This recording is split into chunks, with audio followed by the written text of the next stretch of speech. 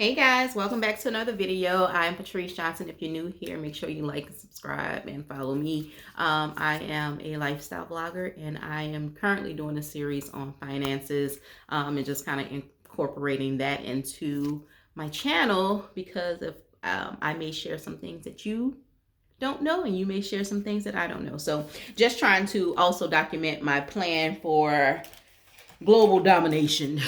Not really global domination, but definitely trying to be debt free and reduce our income by about $2,100 a month. So today I am going to be talking to you all about credit cards. So I'm going to tell you about the credit cards that I currently have and how I use them, and then how we are paying our bills using credit cards to accumulate points. And then I just want, like, if you have any tips on credit cards, credit card usage, points, and rewards programs, let me know down in the comments and I'll get started. All right, so the main credit card that I use is the Southwest card. So this is this is not my first credit card that I've gotten, but this is definitely the card that I use the most because with the points that I accumulate on the Southwest card, I am able to purchase plane tickets for me and my family to travel. If you've been on this channel or watching my videos for any length of time, you know that travel is very big for us. We take multiple trips per year, and flights for 4 people is expensive. Expensive. We typically travel in the off season to get the discounted rates at the resorts or the hotels or wherever area we're going to. But the main way that we get good flights is by using this card. Typically, I get about 4 flights free each year. 4 flights. So that means that my whole family can go on one trip without paying for flights. If we have to pay for a flight, say, without using points, the average trip is minimum $1,200 for the 4 of us to fly, and that's with me finding a really good deal. We have found really good deals on Frontier Airlines. The cheapest deal I found on Frontier may have been right at $386 round trip for the 4 of us, but I chose not to get their credit card because I don't fly Frontier enough. But Southwest gets me to most places that I want to travel domestically anyway. So this is a good card. And then Southwest also gives you points. So like when you sign up, you get, when I signed up at the time they were giving out 40,000 points annually. And then when I upgraded to the priority card, I now get 75,000 points annually just for having the account. There is an annual fee associated with this card, and it's $149 a year. But I still feel like that's worth it. Also with the priority card, you get a $75 travel credit and discounts on like the in-flight Wi-Fi, that sort of thing. So Southwest is a good card, and I feel like it was fairly easy. I feel like their requirements for approval are not that stringent. The 2 newest cards I've gotten are American Advantage, American Airlines cards. And the reason that I have 2 is not because I, want to do the most, but it's because I applied for the wrong card. So you know how when you fly on the airlines, Frontier does it, American Airlines does it. And so the flight attendants will come around and they'll say, if you apply for a credit card and you're approved today, you'll get 50,000 miles and 50,000 points. And those points are good for at least 2 round trip tickets. And I was like, bet, give me an application. So I got the application and I turned it into the flight attendant. Well, when I didn't hear anything from them, I was applying for this card. This is the one that's through Barclays. So I didn't hear anything. I assumed that the flight attendant didn't turn it in. My application was lost. So I went online and applied, but didn't realize that I was applying for the American Airlines card through Citi. So I ended up being approved for both of them. The great thing about it is that with the rewards on these, I ended up getting 50,000 points per card. So I currently have about I currently have $100,000 points that I did nothing. All I did just by signing up for the card, I got 100,000 points. That is good enough for 4 round trip tickets for me and my husband and my 2 kids. So that means this is a trip waiting for us. Then I also put I also use it. I like to use it because you get double points on like gas and eating out. So you kind of have to watch like the promotions that they do, because at certain times in the month they give double points on different things, like different categories of spending. So just watch out for like notifications and read your points, read your rewards like summary and stuff, and they'll tell you what they're giving out additional points and benefits for. Another credit card that I have is through Chase Bank, and it's the Amazon Prime card. The reason that I applied for that card and the reason that I use that card is because everything that I purchase on Amazon using that card, I get 5% cash back on each purchase. So my goal with the points and the points that I'm accumulating for Amazon is to save those until the end of the year. And then for Christmas, the money that's on that card, the points that are on that card, I'm going to use for Christmas presents for the boys and Ian at the end of the year, because I do most of my Christmas shopping through Amazon anyway. So Amazon is the Chase Prime card, and it's through Amazon. And if you're on Amazon, they'll ask you if you want to apply, and that's how I got it, because I wanted to get cash off on something that I was buying that was a big dollar. I think it was my computer. When I got my Surface off of Amazon, I applied for the card so I can get money off of it. But yes, so far, I mean, that 5% cash back adds up quick, very, very, very quick. The other card that I use, and I don't have the card, I just use the virtual card number, because I made a mistake and cut it up, thinking that I was cutting up the expired one, is a Chase Sapphire.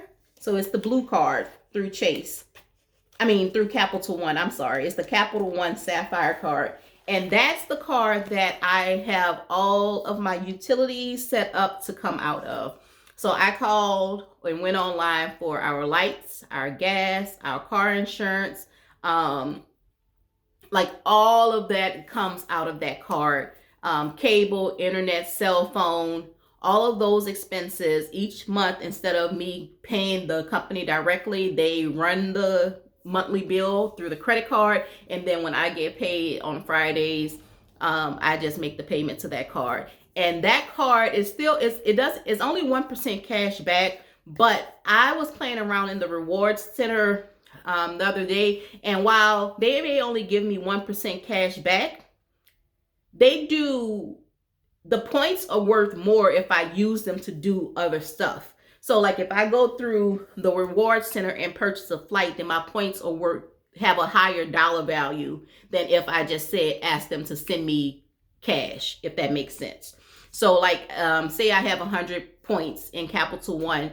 If I ask them to send me a check, they would only send me maybe a check for $79. But if I said I want a Amazon gift card, it may be $90 worth of Amazon gift cards, because of, I guess, a partnership that they have. Or if I go, you can also do purchase, what do they call it? Like a purchase forgiveness. And certain things that you purchase, rental cars, hotel stays, it's mostly travel things that I see and notice in the list, but it's like and it's based off of what you've spent. So when I was looking at it, it was like a hotel, I think it was a car rental, and it was something else that I bought, maybe something from Best Buy, and I could have used my points. They tell you how many points you have, and then they tell you how much it would be in points to cover that, to basically erase that whole purchase. So my goal for the points that I'm collecting on the Capital One card is to use that to, at the end of the year, use it to pay off something, be it a travel arrangement, so like hotel, I may use it for the hotel, or I may use it for the rental car, but that'll be those points that are accumulated on the Capital One card is going to be used to offset travel costs for us as a family of 4. So that's basically how I am using my credit cards. And I know a lot of people there are tons of credit card hacks. There are tons of credit card reward programs that, are truly beneficial. If you are a person, if you can be disciplined in making sure that you pay off the balance every month, the credit cards are definitely the way to go in terms of like just paying your daily expenses.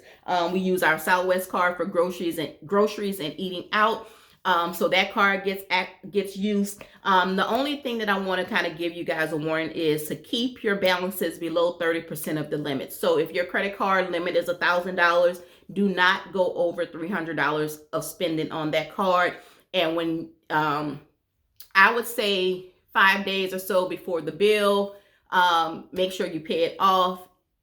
Also, on your account, your credit card account, make sure you set it up to do an auto pay for the minimum balance required, so that way you won't forget to make your payment. Please don't miss a payment on a credit card, because it'll drop your credit score 30, 40, 50 points like that in a blink of an eye, and it's going to take you 6 to 8 months to get the score back up from that. So set up auto pay on your credit cards to make sure you don't miss a payment, and set it up for the minimum payment. But I also encourage you to go in and try and make, put a reminder on your calendar to go in and pay it off as soon as possible.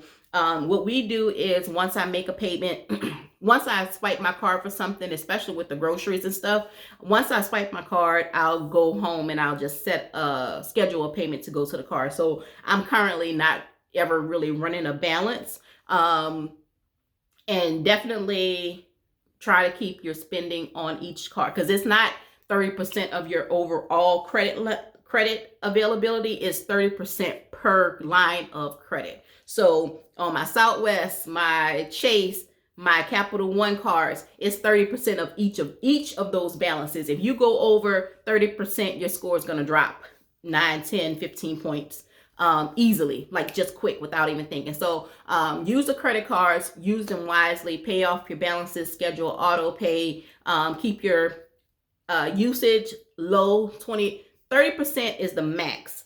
And again, that's like 100. If you got $1,000 limit, $300 is all you can spend on that card.